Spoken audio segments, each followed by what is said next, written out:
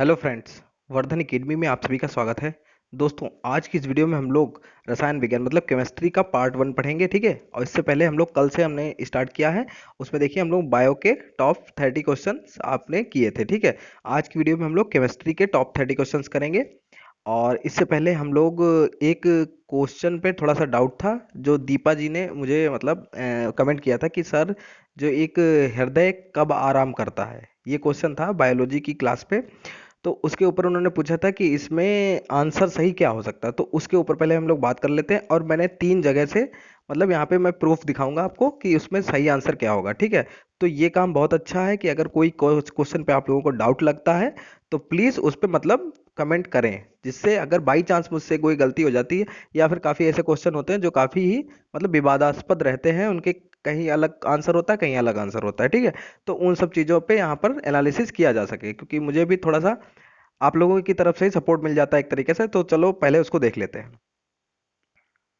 अब देखिए, इस बुक में देखिए आंसर क्या दिया गया है। लिखा है हृदय कब आराम करता है। ऑप्शंस में इसका जो आंसर दिया गया है वो है ए, हृदय कभी आराम नहीं करता है, ठीक है। इस बुक में ये इसका आंसर दिया गया है, ठीक है।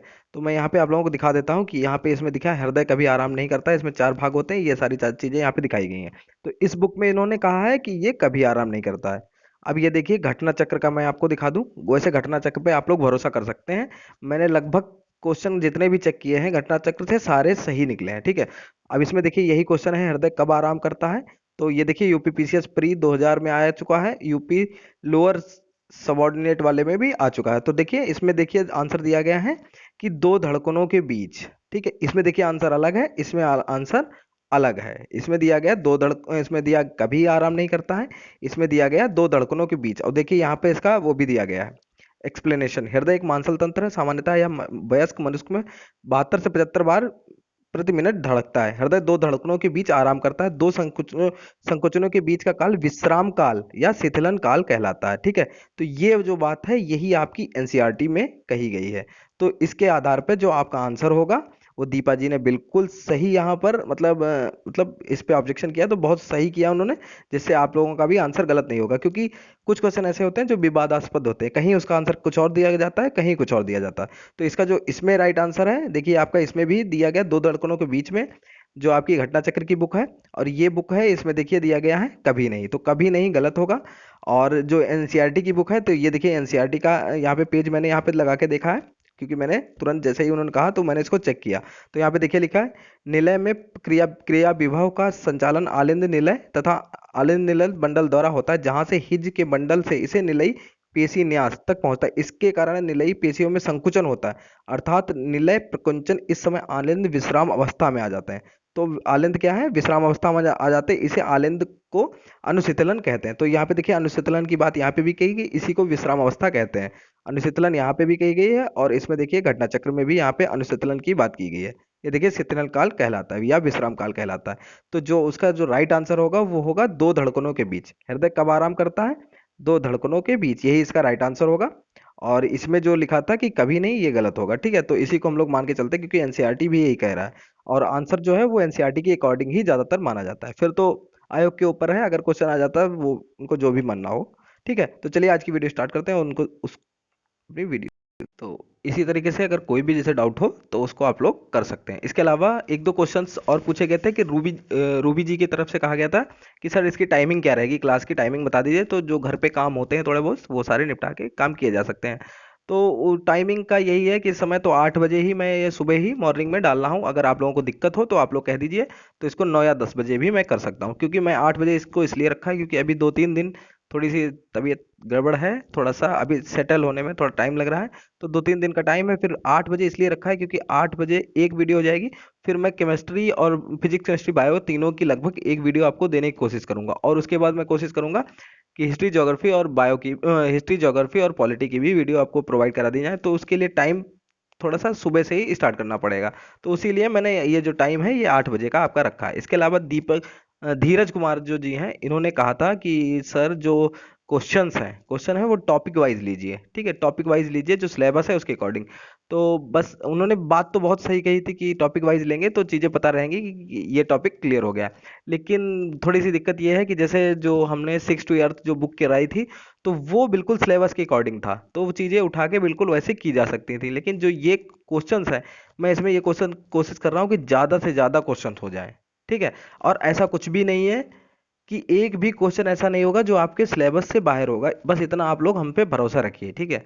तो ऐसा कुछ भी नहीं होगा। तो धीरज जी, आपकी बात बिल्कुल सही है, लेकिन उस टाइप से करने के लिए किसी एक बुक को पकड़ नहीं सकते। कोशिश कर रहा हूँ मैं 3-4 बुक्स को एक साथ मैच करके और ज़्यादा से ज़्यादा क्वेश्चन कराने की कोशिश कर रहा हूँ, ठीक है।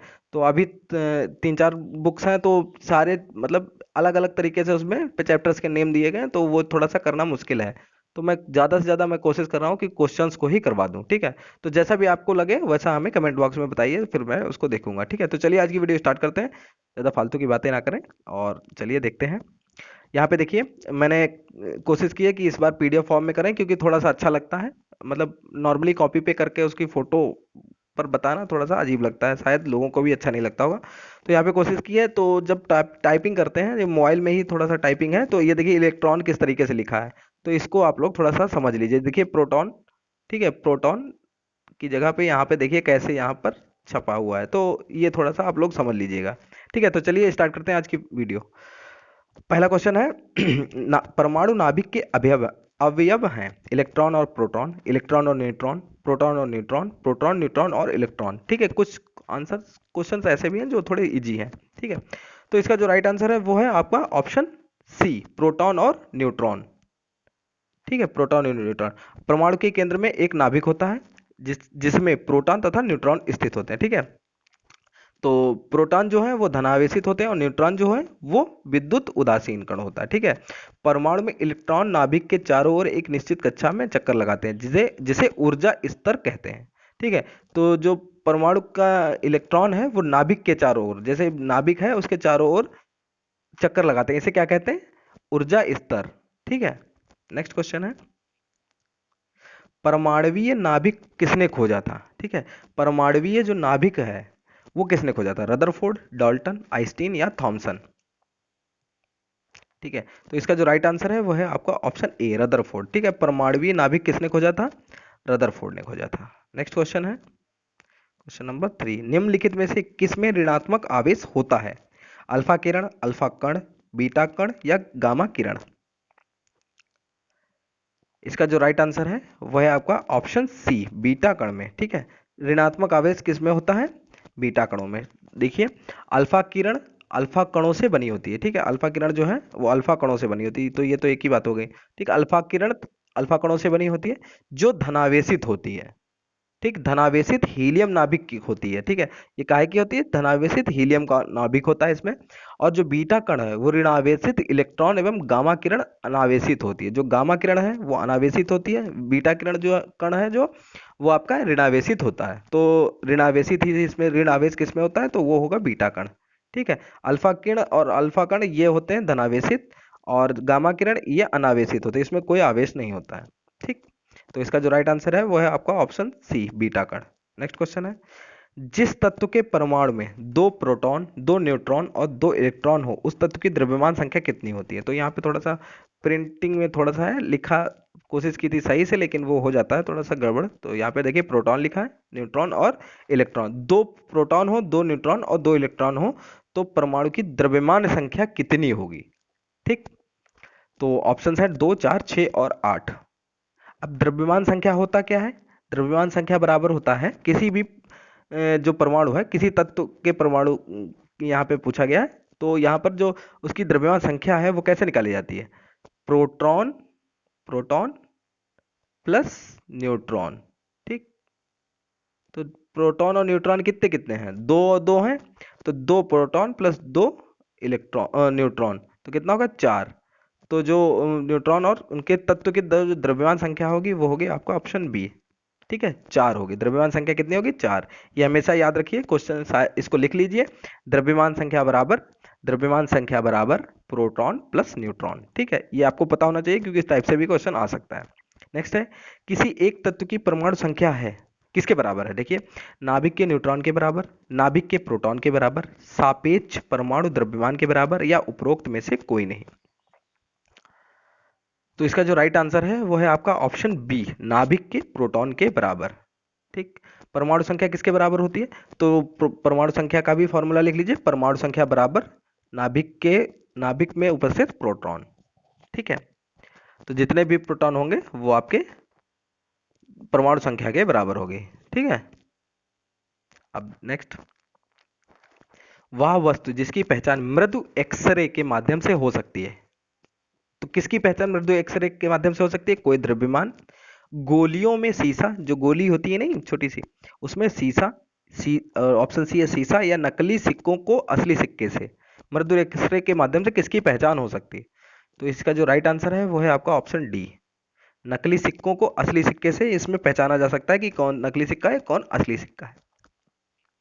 नेक्स्ट क्वेश्चन है, किसी द्रव्य को, द्रव्य लिखा है, ठीक है, द्रव्य, ठीक, किसी द्रव्य को जिस पात्र में रखा जाए तो वह उसी पात्र का आकार ग्रहण कर लेता है, यह द्रव्य कहलाता है। गोंद, ठीक है, गोंद, पता नहीं इसमें क्या है, मिसप्रिंट हो जाता है, जबकि जब मैंने पीडीएफ बनाई थी तो लिखा गोंद था, और जब उसको मैंने डाउनलोड किया तो यहाँ पे इस तरीके से लिख के आ गया। ठीक है, तो गोंद, तरल, गैस, या कोई नहीं, इसमें जो राइट आंसर होगा वो आपको बताना है। तो इसका जो राइट आंसर है वो तरल, मतलब द्रव।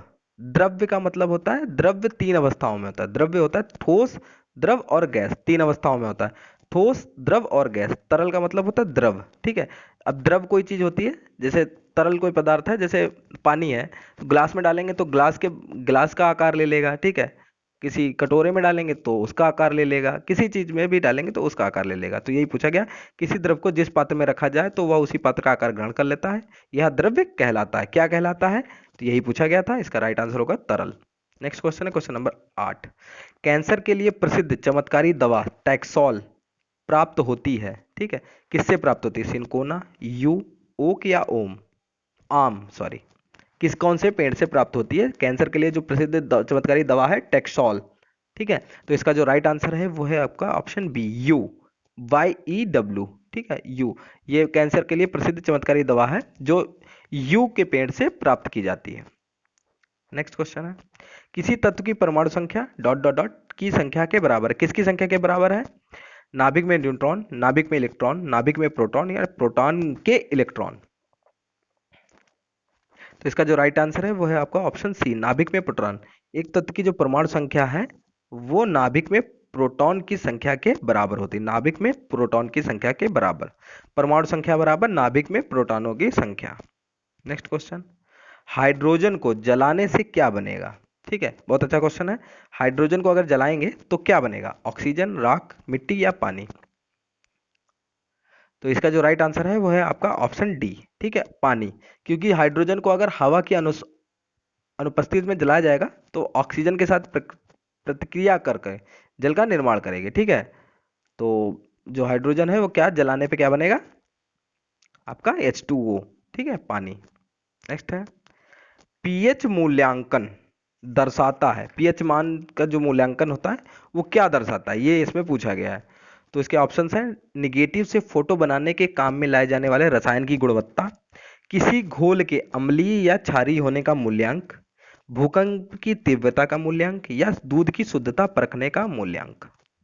तो पीएच वैल्यू किस लिए यूज की जाती है? ठीक है, कोई भी चीज होती है उसका किसी भी जो घोल है, इसमें आंसर होगा अम्लीय या क्षारीय होने का मूल्यांक, कि कोई भी घोल है वो अम्लीय है या क्षारीय है, तो इसके लिए पीएच मान का प्रयोग किया जाता है।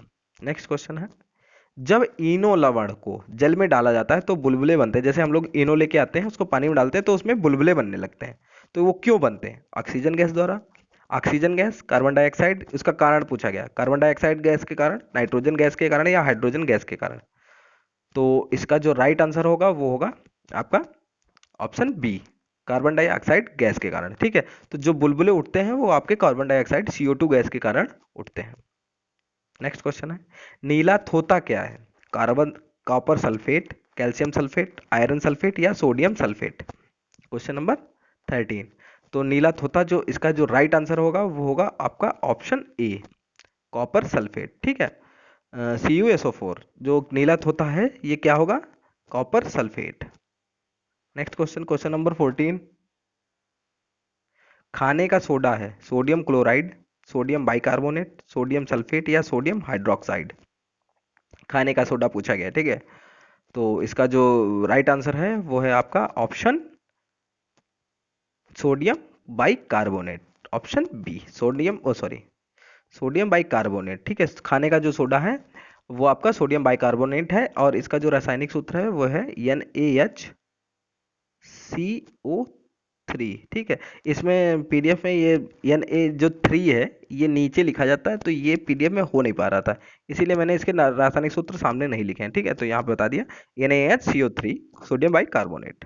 नेक्स्ट है मरकरी क्या है, ठीक है। पारा जो है, पारा, इसको पारा भी बोलते हैं, हाइड्रागेरियम, ठीक है। इसका जो रासायनिक सूत्र होता है Hg, हाइड्रागेरियम, ठीक। मरकरी क्या है, द्रव धातु, अधातु, द्रव धातु, ठोस अधातु या ठोस धातु।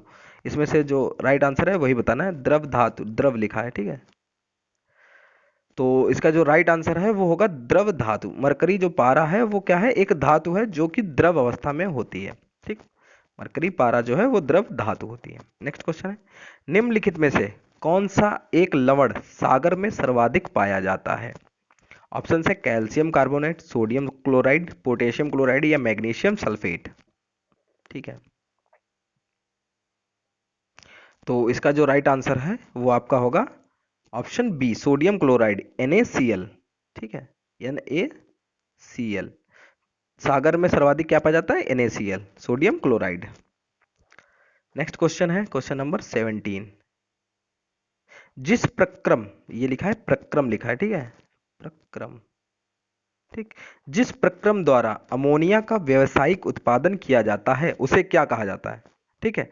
कॉन्टेक्ट प्रक्रिया, ठीक है, हॉल प्रक्रिया, प्रक्रम, ठीक है। ऊपर तो प्रक्रिया ये है, कॉन्टेक्ट प्रक्रिया लिखा है, फिर है हॉल प्रक्रम, हॉबर प्रक्रम या हैबर प्रक्रम भी इसको कहा जाता है, ठीक है। ओसवाल्ड प्रक्रम, इनमें से कौन सा होगा। अमोनिया का व्यावसायिक उत्पादन किसमें किया जाता है, ये क्वेश्चन इंपॉर्टेंट है, कई परीक्षाओं में पूछा भी जा चुका है। तो इसका जो राइट आंसर है वो है आपका ऑप्शन सी हॉबर प्रक्रम, या इसको हैबर प्रक्रम भी कहते हैं, ठीक है, हैबर प्रक्रम, ठीक। Next question, question number 18। Black lung रोग कहाँ काम करने वाले व्यक्तियों को हो जाता है। ईंट के भट्टों में काम करने वाले, कार्बनिक विलायक उद्योग में काम करने वाले, सीमेंट विनिर्माण उद्योग में काम करने वाले या कोयला की खान में काम करने वाले लोगों को। तो इसका जो राइट आंसर है वो है आपका ऑप्शन डी, ठीक है। जो ब्लैक लंग रोग होता है वो कोयला की खान में जो लोग काम करते हैं उनको अक्सर, अगर मतलब जो लोग ईंट के कोयला की खान में जो लोग काम करते हैं उनको अक्सर ब्लैक लंग रोग हो जाता है, ठीक है। प्लास्टर ऑफ पेरिस, POP, रासायनिक रूप से है क्या है, calcium sulphate, calcium carbonate, calcium oxide या कैल्शियम ऑक्जिलेट। इसका जो राइट आंसर है वो आपका ऑप्शन ए है, calcium sulphate. Plaster of Paris क्या है, कैल्शियम सल्फेट। नेक्स्ट क्वेश्चन है क्वेश्चन नंबर 20। पारे का साधारणतया तापमापी यंत्रों में उपयोग किया जाता है क्योंकि इसकी विशेषता है। जो साधारण तापमापी थर्मामीटर है उसमें आप लोग देखा होगा कि पारे का उपयोग किया जाता है। इसकी विशेषता क्या है, उच्च घनत्व, उच्च द्रवता, ठीक है, ये लिखा है द्रवता, ठीक, उच्च संचालन शक्ति या उच्च विशिष्ट ऊष्मा। तो इसका जो राइट आंसर है वो है आपका ऑप्शन सी उच्च संचालन शक्ति, ठीक है। उच्च संचालन शक्ति की विशेषता के कारण पारे का साधारणतया तापमापी यंत्रों में उपयोग किया जाता है तथा साथ ही इसका क्वथनांक भी उच्च, लगभग 356, इसका जो क्वथनांक होता है पारे का, जो पारे का है 356.6 डिग्री सेंटीग्रेड होता है, जिसके कारण यह उच्च तापमानों को मापने हेतु सर्वथा उपयुक्त होता है, ठीक है, 356.6। क्वेश्चन ये भी आ सकता है कि पारे का जो घनत्व है, क्वथनांक है, वो कितना हो है, ठीक है। तो 356.6 डिग्री सेंटीग्रेड, ठीक है। नेक्स्ट क्वेश्चन है लोहा जिससे प्राप्त किया जाता है वह है। तो लोहा किससे प्राप्त किया जाता है, चूने का पत्थर, पिच ब्लेंड, मोनाजाइट रेत या हेमेटाइट। Question number 21। तो इसका जो राइट आंसर है वो है आपका option D haematite. Easy question था। लोहा जो है वो हेमेटाइट से प्राप्त किया जाता है, जबकि जो ठीक है, तो जो मोनाजाइट रेत है वो थोरियम से प्राप्त होता है। सॉरी, मोनाजाइट रेत जो है उसके द्वारा थोरियम प्राप्त होता है। ठीक है। और पिच ब्लेंड से यूरेनियम प्राप्त किया जाता है, इससे यूरेनियम। ठीक है, पिच ब्लेंड से यूरेनियम प्राप्त किया जाता है। ठीक है, नेक्स्ट। एल्यूमिनियम धातु को प्राप्त किया जाता है, एल्यूमिनियम किससे प्राप्त किया जाता है? पिच ब्लेंड से, ग्रेफाइट से, बॉक्साइट से या अर्जेंटाइट से? तो इसका जो राइट आंसर है वो है आपका ऑप्शन सी, बॉक्साइट से। एल्यूमिनियम जो है वो बॉक्साइट से प्राप्त किया जाता है। पिच ब्लेंड से अभी बताया था यूरेनियम प्राप्त किया जाता है। ठीक है, यूरेनियम। ग्रेफाइट से, ग्रेफाइट से कार्बन प्राप्त किया जाता है, कार्बन। ठीक है, और अर्जेंटाइट से चांदी। ठीक है, पिच ब्लेंड से यूरेनियम, ग्रेफाइट से कार्बन, बॉक्साइट से एल्युमिनियम, अर्जेंटाइट से चांदी। ये आपको मैंने यहाँ पे बता दिया। नेक्स्ट क्वेश्चन है, निम्नलिखित में से क्या जल से हल्का होता है? Question number 23। Aluminium, sodium, magnesium या मैग्नीज? तो इसका जो राइट आंसर है वो आपका है ऑप्शन बी, सोडियम। सोडियम जो है वो जल से हल्का होता है, इसीलिए ये जल पर तैरने लगता है। इसका जो घनत्व है वो 0.97 होता है। ठीक है, अपेक्षिक घनत्व जो होता है। ठीक है, नेक्स्ट क्वेश्चन। निम्नलिखित में से कौन सी मिश्र धातु, ये मिश्र लिखा है यहाँ पर, पता नहीं कितना, पीडीएफ बनाते समय ऐसे लिखा था और जब डाउनलोड किया तो ऐसे आ गया और सही नहीं हो रहा, तो फिर मैंने कहा बता दूंगा। ठीक है, तो मिश्र धातु नहीं है, इसमें से कौन सी मिश्र धातु नहीं? स्टील, पीतल, ब्रॉन्ज या तांबा? तो इसका जो राइट आंसर है वो है तांबा, ऑप्शन डी। जो तांबा है वो मिश्र धातु नहीं है। यह तत्व मुक्त एवं संयुक्त दोनों अवस्थाओं में प्राप्त किया जाता है। यह संयुक्त अवस्था में अयस्कों के रूप में पाया जाता है। ठीक है, मिश्र धातु नहीं है ये। ठीक है, इसका प्रयोग विभिन्न प्रकार की मिश्र धातुओं के निर्माण में होता है, जबकि जो पीतल, ब्रॉन्ज और स्टील है ये तीनों क्या है? मिश्र धातुएं हैं। नेक्स्ट क्वेश्चन है क्वेश्चन नंबर 25। किस धातु से बनाई मिश्र धातु को हवाई जहाज तथा रेल के डिब्बों के पुर्जों के काम में लिया जाता है? तांबा, लोहा, एल्युमिनियम या इनमें से कोई नहीं? तो इसका जो राइट आंसर है वो है आपका ऑप्शन सी, एल्युमिनियम। जो एल्युमिनियम मिश्र धातु है उसका प्रयोग हवाई जहाज और रेल के डिब्बों के पुर्जों के काम में लिया जाता है। ठीक है, इसका प्रयोग विशेषतः जो हवाई जहाज और रेल के डिब्बे के पुर्जों बनाने में किया जाता है। और एक और चीज है, इसमें जंग भी नहीं लगती है, इसीलिए इसका अक्सर प्रयोग किया जाता है। ठीक है, नेक्स्ट है, पारद धातु मिश्रण है। ठीक है, जो पारद धातु है ये किसका मिश्रण है? मिश्रण है, मिश्रण है। अतिरंगीन मिश्र धातु होती है जो पारद धातु मिश्रण है। ठीक है, ये क्या है? अतिरंगीन मिश्र धातु होती है, कार्बन युक्त मिश्र धातु होती है, पारद युक्त मिश्र धातु होती है, या अपघर्षण के लिए अति प्रतिरोधक वाली मिश्र धातु होती है। तो काफी इजी क्वेश्चन है, क्वेश्चन में ही इसका आंसर है। पारद धातु मिश्रण किसका है? पारद युक्त मिश्र धातु होती है, इसका यही आंसर होगा। इसका राइट आंसर होगा ऑप्शन सी। नेक्स्ट क्वेश्चन है, निम्न मिश्र धातुओं में से किसमें तांबे की मात्रा अधिकतम है? पीतल में, कांसा में, जर्मन सिल्वर में या गन मेटल में?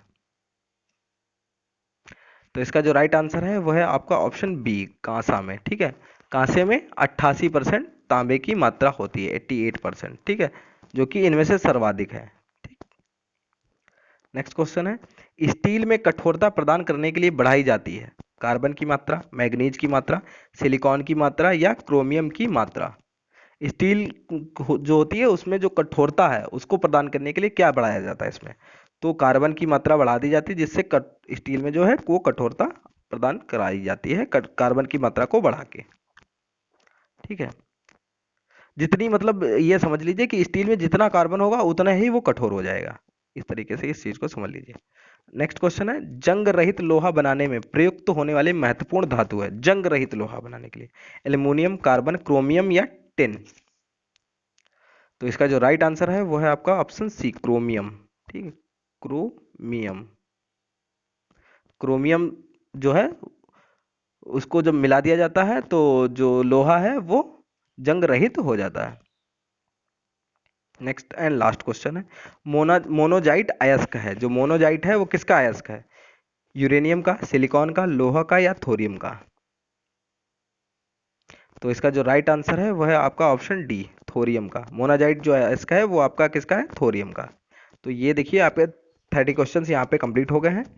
और जैसी भी आपको वीडियो लगी हो प्लीज़ कमेंट जरूर करिएगा, ठीक है, कमेंट बता दीजिएगा। मैं कभी शेयर करने के लिए नहीं कहता हूँ, जबकि काफ़ी लोग कम हो गए क्योंकि बीच में मैं थोड़ा सा बीमार रहा हूँ। काफ़ी लोग पहले जुड़े हुए थे, तो काफ़ी लोग थोड़े से कम हो गए हैं। पहले से लगभग 1000-1200 लोग देखते थे वीडियो को, लेकिन अब 200-300 लोग हैं। लेकिन उनकी कोई बात नहीं है, क्योंकि लोग सभी लोग तैयारी अपनी कर रहे हैं, तो वो जहाँ से भी आप लोग कर सके, जो लोग जहाँ से कर सके। और उम्मीद है कि आप लोग भी अपना यहाँ इसके अलावा भी अब जहाँ से भी आप कर सके, अच्छी बात है। ज़्यादा से ज़्यादा जहाँ से भी आप लोग गेन कर सके, अच्छी बात है। तो मैं आपसे मतलब ज़्यादा शेयर करने के लिए नहीं कहता, लेकिन मैं ये कह रहा हूँ कि आप लोग इसको थोड़ा सा, मैं देखता हूँ कि लोग काफ़ी जैसे जो व्यू, एवरेज व्यू ड्यूरेशन होता है वो काफ़ी कम होता है, तो मुझको उससे कोई फायदा नहीं है।